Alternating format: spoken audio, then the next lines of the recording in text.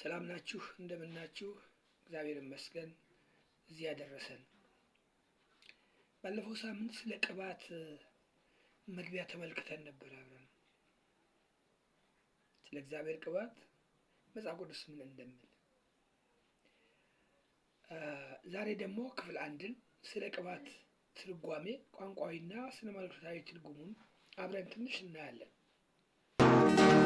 እስኪ እንነጋገር፣ እስኪ እንወያይ፣ እዚህ ቤት መዋሸት ይፈቀዳል ወይ?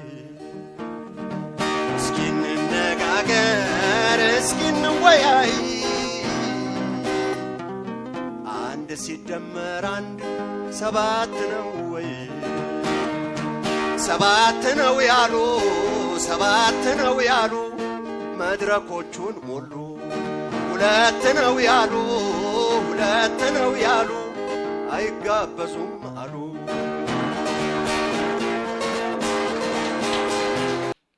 ቅባት ለማንም የተሰወረ አይደለም። ይሄ ማለት ማንም ሰው ቅባት ምንድን ነው የሚባል አሁን በቀላሉ ያውቀዋል እኮ የሚቀባ ነገር ነው። ነገር ግን እንደው እስቲ ትንሽ ፈርና ሲዝ ብዬ ስለገመጥኩ ቅባት የኑግ የነጠረ ዘይት፣ የኑግ ቅባት፣ የተልባ እና የሌሎች መሰል የአዝርዕት ተክሎች ጭማቂ ውጤት ነው ይላል ከሳቴ ብርሃን ተሰማ የአማርኛ መዝገበ ቃላት። ቅባት አንዳንዴ ተሰጦ፣ ጸጋ እያለ የሃይማኖት ስም ዘይትን፣ ቅቤን፣ ቅባትን እንደዚህ እያለ ይዘረዝራል። እነዚህ የአማርኛ መዝገበ ቃላት አስቴር ነጋ አሳተሚ ድርጅት ያሳተው ደግሞ በአጭር እንደዚህ አድርገው ይተረጉመዋል። ቅባት ለመብል፣ ለመብራት፣ ለሹመትና ለመድኃኒትነት የሚያገለግል ከእንስሳት ተዋጽኦ ወይም ከተክል የሚገኝ ፈሳሽ ነው ብለዋል።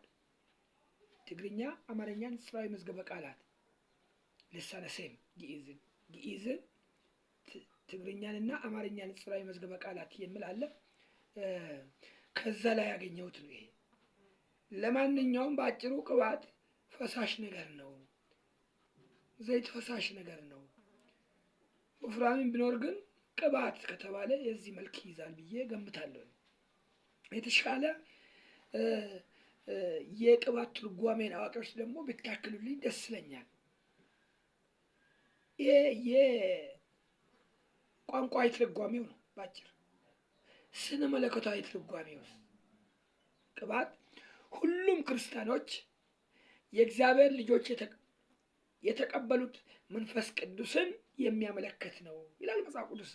አንደኛ ዮሐንስ 2:20፣ ሁለተኛ ቆሮንቶስ 1:21፣ አንደኛ ዮሐንስ 2:27 ላይ መንፈስ ቅዱስ ነው ይላል። ቅባት ስነ መለኮታዊ ነው። ቅባት በመንፈስ ቅዱስ ወይም ቅባቱ እንደወደደ የሚሰጠው የተለያየ አሰራር፣ ስጦታ፣ አገልግሎትም ሊሆን ይችላል። አንደኛ ቆሮንቶስ 2:4-6 እና እንደዚሁም ደግሞ በአዲስ ኪዳን ቅባት ማለት መንፈስ ቅዱስን ያመለክታል። ስለዚህ ቅባት ሁሉ አማኞች የተቀበሉት ነው። እዚህ ላይ ነው እንግዲህ ስላልተቀባ ሊቀባ ተቀብቻለሁ ሊቀባ ማከል ጭቅጭቅ ይመጣ። ይሄ ነው አልተቀባህም ሊቀባ የሚቀባህ አረ ተቀብቻለሁ መንፈስ ቅዱስን አግኝቻለሁ ድኛለሁ እኮ ለእኔም ለአንተም አባታችን አንድ ነው። እኔ እንጀራ ልጁ አንተ የተወለድክለት ልጁ ሆነ አይደለም። ተቀብቻለሁ እኔ ስል አልተቀባህም ይቀባሃለሁ፣ አትቀባኝም። እንግዲህ እዚህ ላይ ልዩነት አለ። ለምን? እንደ መጽሐፍ ቅዱስና እንደ እኔ እምነት አማኞች ሁሉ የተቀበሉት ነው። ዮሐንስ 1:12 ላይ ለተቀበሉት ሁሉ በስሙ ለሚያምኑት የእግዚአብሔር ልጆች ይሆኑ ዘንድ ስልጣንን ሰጣቸው። ለእኔ ተቀብያለሁ፣ አምኛለሁ። ስለዚህ ስልጣን አለኝ። ስልጣኑ አለኝ ማለት እግዚአብሔር ከመንፈሱ ለእኔ መሐመድ ረሻድ ይባላል። ሙስሊም ነኝ፣ ከሙስሊም የመጣሁ ነኝ። አሁን ክርስቲያን ነኝ። አንድ ከሌላ እምነት ወደ ክርስትና ለመጣ ሰው መጠነኛ ደም አፈሶለት ክርስቶስ ለእኔ 1 ጋሎን ሙሉ አላፈስልኝም ሊያጥበኝ። ሁለታችን ኃጢአተኞችን እኩል ነው ፈሰልን። ዘይቱንም እኩል ነው የሚሰጠን። ነገር ግን የጸጋ ስጦታችን ይለያያል። ይህን አምናለሁ። ስለዚህ ለተቀበሉት ሁሉ ግን በስሙ ለሚያምኑት የእግዚአብሔር ልጆች ሁሉ ዘንድ ስልጣንን ሰጣቸው። ዮሐንስ 1:12 እንደገና ደግሞ ኤፌሶን 1:13-14 እና አንደኛ ቆሮንቶስ 3:16 ላይ እንዲሁም አንደኛ ዮሐንስ ምዕራፍ 2:27 ላይ በእነሱ የሚኖረው መንፈስ ቅዱስ ነው ብሎ በትንታኔ በግልጽ ያስቀምጣል። በእነማን? ባመኑት። ስለዚህ ስነ መለኮታዊ ቋንቋው መንፈስ ቅዱስ ነው። መጽሐፍ ቅዱስ ስለ ቅባት ምን ያስተምራል ግን? ብሉይ ኪዳን ላይ እሺ ይሁን ምን ያስተምራል? በብሉይ ኪዳን መጽሐፍት መቀባት፣ ቅባት የሚለው ሀሳብ ለመወከል 2 ዕብራይስጥ ቃላትን ግልጋሎት ላይ ውሎ እናገኘዋለን። አንደኛ ማሺያህ ትርጉሙም ሃይማኖታዊ ስርዓት አመላካች ሲሆን ዘይት ደግሞ የሁለተኛ ትርጉም የመካከለኛውን የምስራቅ የፀሐይ ሐሩር ለመከላከል እንዲሁም ተክለ ሰውነትን ለመጠበቅና ለማስዋብ በአካል ላይ የሚፈሰውን መዋቢያን ቅባት ያመለክታል ይላል። ይሄ ደግሞ መዝሙር 104:15 እና ማቴዎስ 6:17፣ ሩት 3:3፣ ሁለተኛ ሳሙኤል 12:20 እና ሕዝቅኤል 16:9 በደንብ ይተረትሯል። ይሄንን የሁለተኛውን ዘይት የሚለውን የሚያሳየው ማለት ነው። ሶስተኛ ዘይት በአማርኛ ዘይት መባል የሰማያን ቋንቋ ተወራራሽ ጠባይ አመላካች ሊሆን ይችላል። አራተኛ አንድን ዕቃ ወይንም ሰው ለእግዚአብሔር የተቀደሰ አገልግሎት የተለየ መሆኑን ለማሳየት ቃሉ ወይም ሰውየው ዘይቱን ይቀባል። ይሄ ዘጸአት 29:29 ቁጥር 30 26 ዘሌዋውያን 4:3 ጥቅም ላይ ውሎ እናገኘዋለን።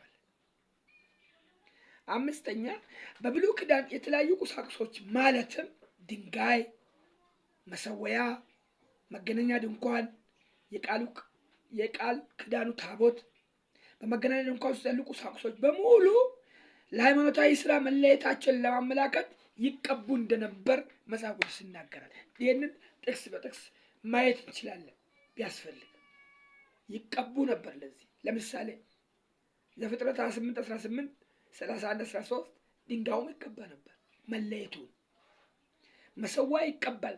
ዘጸአት ዘዳግም 9:21 ዘሌዋውያን 8:10 ዘኍልቍ 7:1-10 መገናኛ ድንኳን ዘዳግም 30:22 እና 40:9 ቃል ኪዳኑ ታቦት ዘሌዋውያን 8:10 በመገናኛ ድንኳን ውስጥ ያሉ ቁሳቁሶች በሙሉ ዘኍልቍ 7:1 ለሃይማኖታዊ ስራ መለየታችን ለማመላከት ይቀቡ ነበር። ይህን እንመለከታለን እዛ ማለት ነው።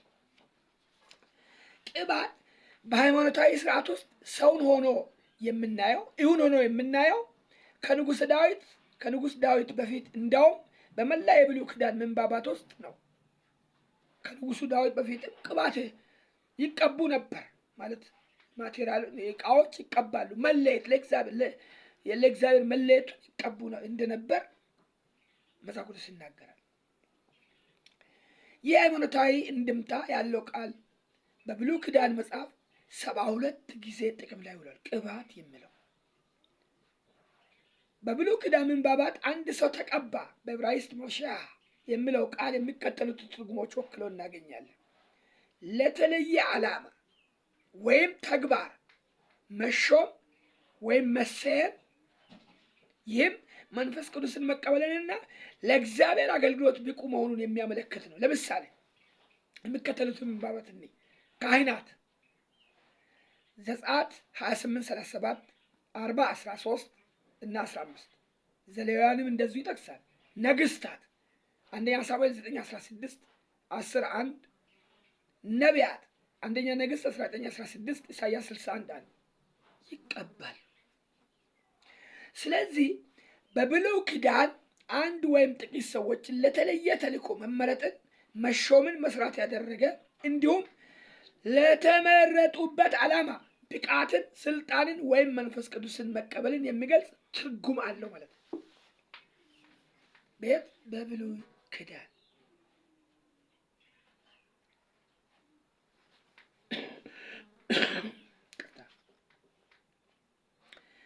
ስለዚህ የእግዚአብሔር ግርማ ሞገስ ማግኛ መዝሙር 23:5 የእግዚአብሔር ስልጣን ወይም መንፈስ በተቀባው ግለሰብ ላይ መሆኑን አንደኛ ሳሙኤል 16:13 ኢሳይያስ 61:1 ሁለተኛ ነገሥት 9:11-13 እንግዲህ በብሉያት አንድ ሰው ተቀባ ሲባል ተመረጠ፣ ተሾመ፣ ተለየ፣ ተቀደሰ እንዲሁም ለተጠራበት ለተሾመበት ስራ ብቃትን፣ ክሎትን፣ ውክልናን ተጎናጸፈ ማለታችን ነው። በብሉይ ኪዳን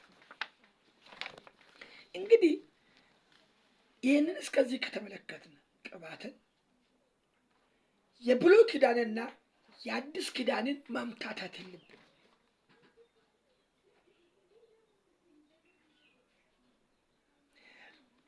በብሉይ ኪዳን ይሄን ከሆነ በአዲስ ኪዳንስ?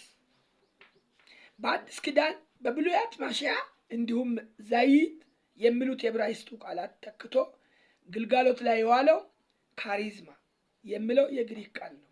ይህ ቃል በአዲስ ኪዳን የሚከተሉት ትርጉሞች ይዞ ጥቅም ላይ ውሏል። አንደኛ፣ ሰውነትን ለማስዋብ ወይም ለመንከባከብ ሲባል ሰዎች አካላቸውን የሚቀቡት ቅባት ትርጉሙ ይሄ ነው። አንዱ ማቴዎስ 6:17 ሉቃስ 7:46 እንዲሁም የሚከተሉ ክፍሎችን ይመለከተዋል። ደግሞ ራእይ ላይ ብንመለከት ሚክያስ ላይ፣ መዝሙር ላይ እንደዚህ። ሁለተኛ፣ ለእንግዳ የሚደረግን ጥንቃቄን ክብር ለማሳየትም ይሆናል። ማቴዎስ 26:7 እና ሉቃስ 7:38 ላይ። ሌላው ደግሞ አስካሬንም ለመቀባትም ይሆናል። ማርቆስ ላይ 14:8 ላይ። ሌላው ደግሞ ድውያን ወይም በሽተኞችን ይፈውስ ዘንድ ጸሎት ለማድረጊያ ያዕቆብ 5:14 እና ማርቆስ 14:8 ይመስላል። እዚህ ላይ ነው እንግዲህ በሽተኞችን ይፈውሳል ተብሎ ሽያጭ ላይ የዋለው። ይሄ ወደፊት እንመለከታለን አብረን። በሽተኞች ናቸው ወደ ቤተ ክርስቲያን ሄዶ የሚጸለይላቸው በቅባት ወይስ የቤተ ክርስቲያን መሪዎችና ሽማግሌዎች ናቸው ወደ በሽተኛው ቤት ሄዶ የሚጸልዩ? እሱ እንግዲህ አሁን እንመለከታለን ወደፊት። ሌላው መንፈስ ቅዱስ በአንድ ሰው ላይ እንዳደረ እንደኖረ ለማሳየትም ጥቅም ላይ ውሏል። ሁለተኛ ቆሮንቶስ 1:21 አንደኛ ዮሐንስ 2:20 እና 27 ላይ። ሌላው ጌታ ኢየሱስ ለማሳየት ነው። ጌታ ኢየሱስ ክርስቶስን ለማሳየት ራሱ መዝሙር 2:2 እና ሐዋርያት ሥራ 9:22 ሐዋርያት ሥራ 7:2 እንዲሁም ዮሐንስ 1:32 ብዙ ጥቅሶች አሉ፣ ማየት ይቻላል። ሌላው ሕዝበ ክርስቲያን አማኞችን ሁሉ የተቀበሉት መንፈስ ቅዱስን ለማመልከትም ይሆናል። አንደኛ ቆሮንቶስ 1:21 እና አንደኛ ዮሐንስ 2:20 እስከ 2:20 እና 27 አማኞች ሁሉ የተቀበሉትን። በአዲስ ኪዳን መቀባት የሚል ቃል ክርስቲያኖች በሙሉ በሚያሳይ ትርጉሙ ነው ጥቅም ላይ ውሎ የምናገኘው። እናንተ ከቅዱሱ ቅባት ተቀብላችኋል፣ እንዲሁም ደግሞ ሁሉን ታውቃላችሁና። ከምን ቅባት? ከቅዱሱ ቅባት። አንደኛ ዮሐንስ ምዕራፍ 2:20 ላይ የተጠቀሰው የተቀበልነው ቅዱሱ ቅባት የማንም ፎቶግራፍ እየተለጠፈበት የሚሸጥ ሳይሆን እንዲሁ በነፃ ነው የተቀበልነው ማለት። እናንተ ከቅዱሱ ቅባት ተቀብላችኋል። እነማ? አማኞች። እንዲሁ ደግሞ ቃሉን ሁሉ ታውቃላችሁ፣ ሁሉን ታውቃላችሁ። ሌላው እናንተ ከሱ የተቀበላችሁ ቅባት በእናንተ ይኖራል። አንደኛ ዮሐንስ 2:27 ከሱ የተቀበልነው ቅባት በእኛ ይኖራል።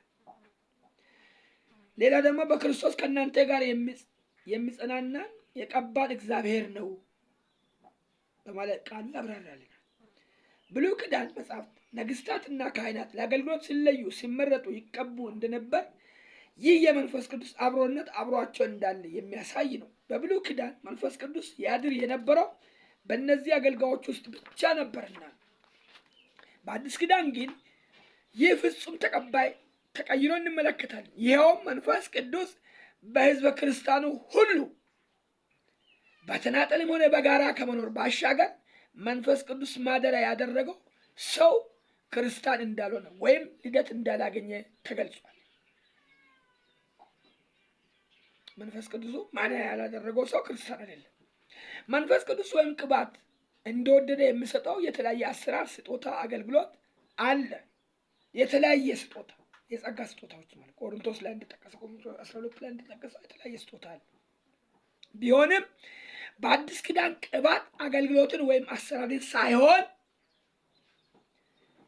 አካል ማለት መንፈስ ቅዱስን ያመለክታል። ስለዚህ ቅባት ሁሉ አማኞች የተቀበሉት በእነሱ የሚኖረው መንፈስ ቅዱስን ነው ብሎ ቃሉ ይናገራልና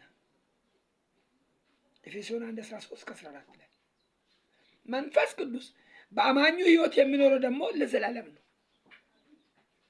ሮሜ 8:9 እና ዮሐንስ 4:16 ኤፌሶን 1:3-14 ጥቅሱ አለ።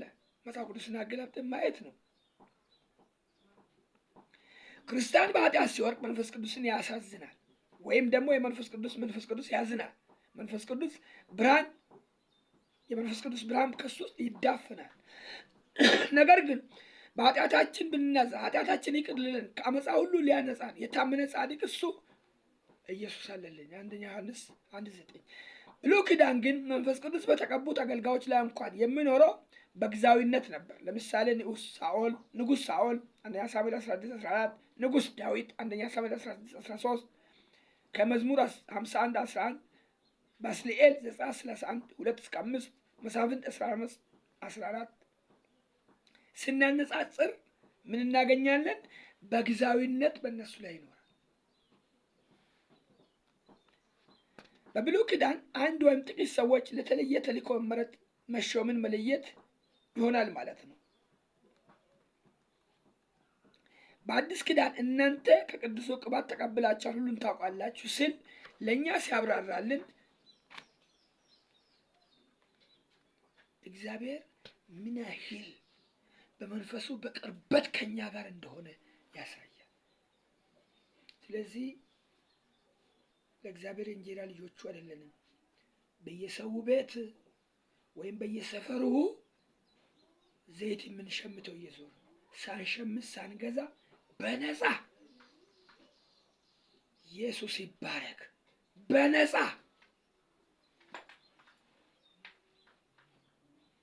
የሰጠን እሱ ነው።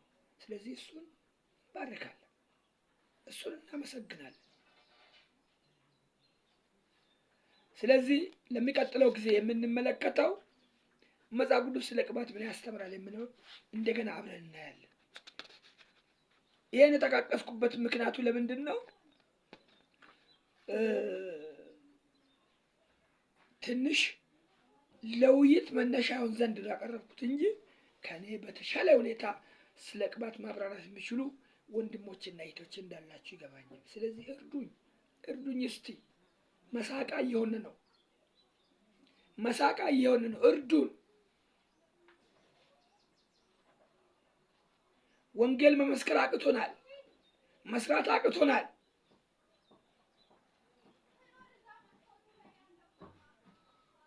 ወደ ወንጌል እንድንመለስ ወንጌልን እናገልግል። ሰው ወደ ድነት ይምጣ። እግዚአብሔር ይርዳል። ኢየሱስ ይባረክ። በሚቀጥለው እንገናኛለን።